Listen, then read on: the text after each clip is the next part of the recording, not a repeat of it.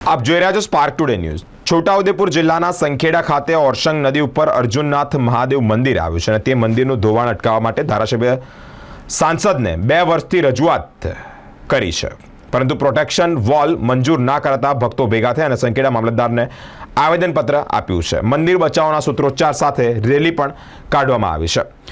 આ ભક્તો સંખેડા ગામના પ્રવેશદ્વાર પર રામધૂન પણ કરશે તેવી માહિતી સામે આવી છે।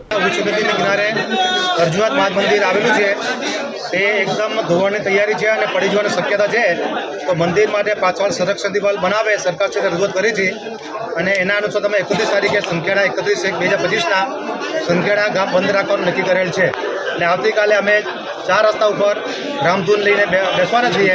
અંદર જ્યારે નકુલેશ્વર મહાદેવ મુશળધાર વરસાદના કારણે જ્યારે જળ સમાધિ લીધી, ત્યારબાદ અર્જુનનાથ મહાદેવના મંદિર પર પણ સંકટ આવેલું અને મંદિર પડી જવાની આરે આજે ઊભું છે, ત્યારે આ સરકાર અને તેના મળતિયા પ્રતિનિધિઓ દ્વારા આ મંદિર બાબતે સંરક્ષણ દિવાલ માટે વારંવાર રજૂઆત કરવા છતાં છેલ્લા 2.5 વર્ષનો સમયગાળો વીતી ગયો હોવા છતાં પણ અહીંયા દિવાલ બનાવી આપવામાં આવતી નથી।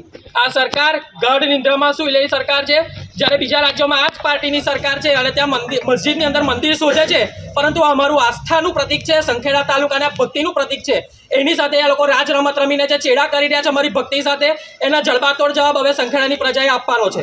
અમે જવાબ લેટર તો કરેલો જ છે કાર્યપાલક ઇજનેરને અને ઉપર મોકલ્યો છે અને જે બી વિભાગની હશે એ અમે મોકલાવી દઈશું અને આગળ આપણી લાગણી જે છે પહોંચાડી દઈશું। જે બી અમારે કરવાનું છે આગળ એ અમે આગળ કાર્યવાહી કરીને આપણે જાણ કરીશું।